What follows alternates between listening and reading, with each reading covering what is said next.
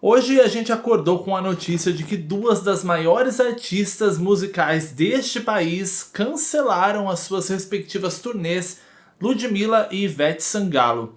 As duas tinham planos para turnês grandiosas em estádios pelo Brasil, uma com o Ludmilla in the House e a outra com a turnê A Festa. Ambas aí comemorando o tempo de carreira, né, suas eras, seus hits, seus clássicos, porém canceladas. E elas deram uma versão da história, a empresa, né, que contratada para toda a estrutura, divulgação e tudo mais da turnê, deu outra versão da história. Aí a Billboard foi lá, jogou uma bomba e tá todo mundo, é o assunto do momento.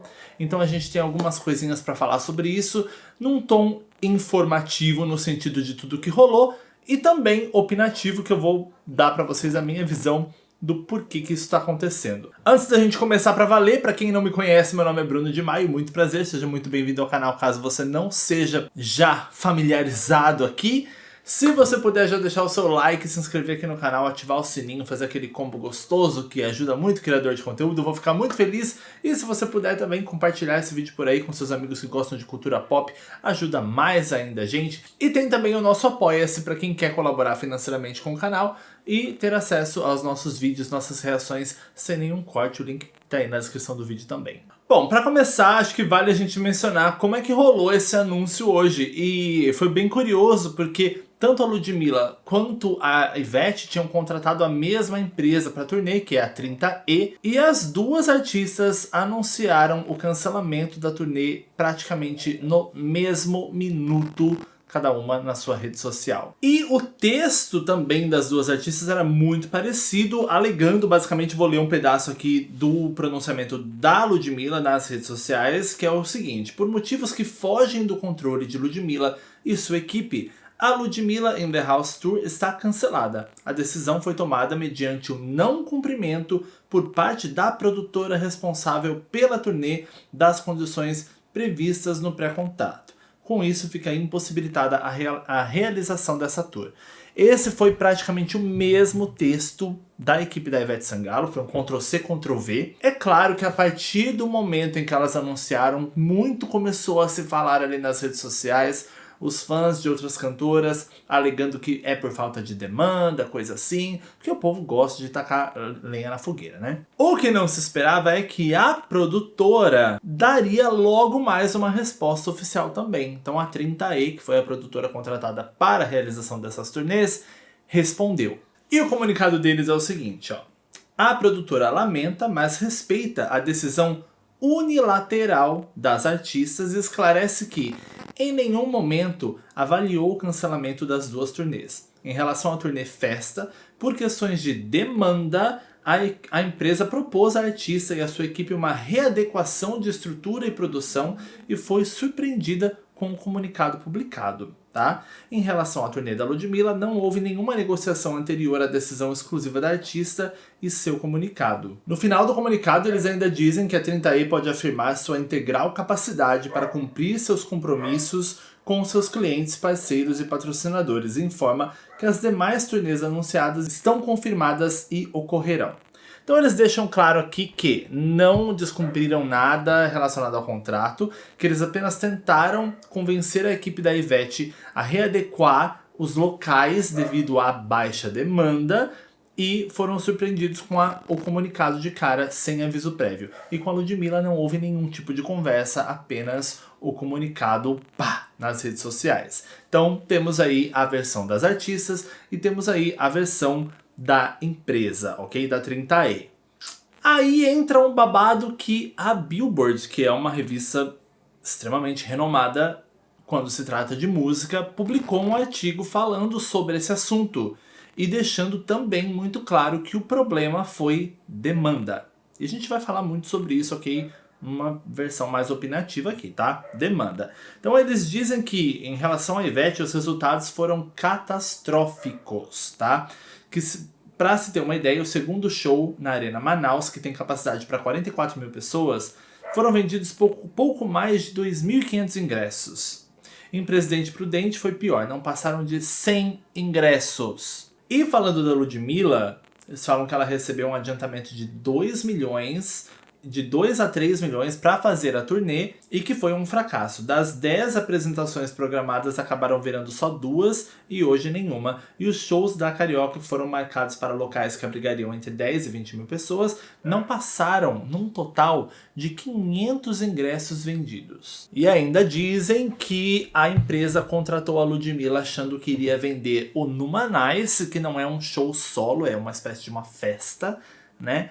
E acabou recebendo outro produto. Bom, então temos esses fatos aí na mesa, tá? E eu acredito muito na empresa e acredito muito na Billboard. E vou dizer o porquê pra vocês, tá? Primeiro vamos falar de demanda. É óbvio que artistas como Ludmilla e Ivete Sangalo tem demanda no Brasil. É inquestionável. O tamanho do nome delas, né? São nomes muito fortes, elas têm sim muita demanda no Brasil. Porém, né, se nós estivéssemos falando de um outro país, vamos falar de Estados Unidos, ok? Se nós estivéssemos falando dos Estados Unidos ou da Inglaterra, de alguns outros países, artistas com um nome do mesmo peso de Ludmilla e Ivete Sangalo com certeza teriam demanda para suas respectivas turnês pelo país afora ou até mais, pelo mundo afora. Porém, nós estamos falando de Brasil. E como funciona a cultura de turnê no Brasil? É muito pequena. No Brasil, a gente tem os artistas, assim que ele bomba, né? O que a mídia faz? O que empresários, gravadoras fazem com os artistas brasileiros? Show, show, show, show, show, show, show pra sempre. Basicamente é isso. E é assim que o artista brasileiro ganha dinheiro, ganha a vida. A gente nem pode julgar, tá? Porque hoje em dia, principalmente, não se ganha dinheiro com o Spotify, não se cria carreira com o Spotify. É ingresso, é publi, é isso que, né, faz a carreira de um artista hoje. Então, há muitos anos é assim, até antes do streaming. O artista bombou no Brasil, ele vai fazer show até o cu fazer bico. Desculpem a palavra, mas é assim que funciona. É tipo, se tem 7 dias na semana, ele vai fazer 6 shows, às vezes ele vai fazer mais e até esgotar. E shows em lugares que são às vezes festivais, vários artistas, ingresso barato, e o show, essa rotina de um show atrás do outro, um show atrás do outro, um show atrás do outro, nunca dá espaço para que esses artistas trabalhem turnês, né? Ou mudem o show, transformem o show e cenário e papapá, não sei o que, roupagens, acaba sempre ficando um padrão. E a gente pode usar de exemplo inúmeros artistas aqui no Brasil, tá? Inclusive a Anitta. A gente tem a Anitta aí, que é um nome gigante de proporções internacionais. Será que ela teria uma demanda para fazer turnê em estádio? Eu diria que não. Por quê? Ela não condicionou o público dela a isso. A cultura musical no Brasil não condiciona o público a isso. Eu aposto que quase todo mundo que é muito fã da Anitta já viu vários shows dela e quase sempre a mesma coisa, só adicionando uma música aqui, outra ali, conforme ela vai lançando. Isso acaba criando uma quebra de expectativa para novos shows. Então isso acontece com todo mundo, inclusive com Ivete Sangalo, que já investiu muito em show, inclusive com Ludmilla e quase todos os artistas. Então nós temos essa cultura de show atrás do um show atrás do outro, um show atrás do outro. O artista sempre vai estar fazendo show. E isso acaba quebrando essa expectativa do público esperar e querer e pagar caro por um novo show de alguém. E se a gente for comparar com os Estados Unidos, até não muito tempo atrás, essa cultura de turnê lá é tão grande que a gente tem artistas começavam fazendo turnê em shopping. E era literalmente uma coisa gradativa. Você começava fazendo turnê num shopping, depois num bar, depois numa casa de show bem pequena, depois numa casa de show maior, depois numa arena, e depois você passa anos em arena, para quando você tá super estabilizado você vai fazer show em estádio. E ainda assim tem gente que tem status de fazer show em estádio e escolhe fazer shows em arenas, ou então fazer shows em teatros, casas de show, dependendo da proposta do show. Então nem tudo precisa ser estádio, até mesmo para quem tem status de estádio. Então aqui no Brasil não existe isso, né? Não existe essa crescente, nem a cultura de abrir show para outro artista, para você fazer o seu nome, sabe? É uma coisa que aqui a cultura é de abrir show para o artista que vem de fora. mas para os nossos próprios não tem essa cultura também. Então a turnê aqui no Brasil ainda é uma coisa escassa. Poucos nomes conseguem segurar esse rojão. Falam assim, Sandy Júnior fez uma turnê em estádio que foi um grande sucesso. Mas Sandy Júnior é um grande apelo nostálgico, um grande ato do pop nacional, da massa, que ficou por anos separado, voltaram com um show inédito, né? E criou-se essa expectativa que eu falei que falta nos artistas que estão presentes o tempo todo na indústria. E aí a gente tem hoje o exemplo do Jão. E o Jão é um ótimo exemplo. É um ótimo exemplo pra gente colocar esse comparativo. E entendam, não tem nada a ver com ele ser melhor que outros artistas. É só a forma que ele conduziu a carreira dele. Que foi, eu tenho um vídeo inclusive só sobre isso aqui no canal para quem quiser ver. Mas foi uma questão de condicionamento. O Jão condicionou a fanbase dele desde que ele fazia show em bares para 30 pessoas, e que eu tava lá inclusive. Ele condicionou o fã a esperar que a cada trabalho dele ele apresentasse um show diferente. Gente, acreditem, o primeiro EP dele eu estava lá numa casa de show que não cabia nem 100 pessoas, eu acho, e ele se preocupava com barras de luz pro cenário, criar uma estética para aqueles showzinhos que ele estava fazendo. E aí quando veio o primeiro álbum, ele anunciou a turnê Lobos, e aí uma estética para essa turnê, e depois veio a turnê Anti-Herói, e depois veio a turnê Pirata, e depois a turnê Super, a Super Turnê. E foi uma crescente também, que foi de bar pra casa de show pequena, pra casa de show maior, pra casa de show bem maior, pra estádio. Então ele criou-se essa expectativa na fanbase, que foi crescendo e crescendo e crescendo.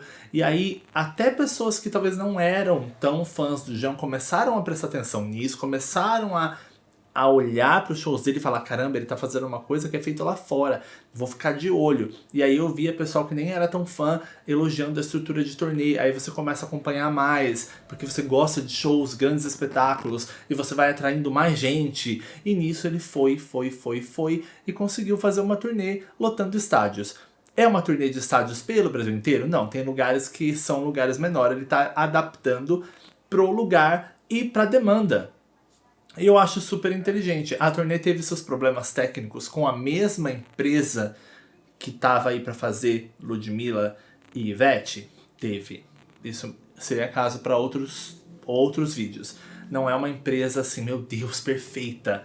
Jão tá fazendo o que pode e muito bem, com uma demanda muito grande para um artista do tamanho dele, que, convenhamos, o nome Jão não é tão grande quanto o nome Ivete, quanto o nome Ludmilla, quanto o nome Anitta, sabe?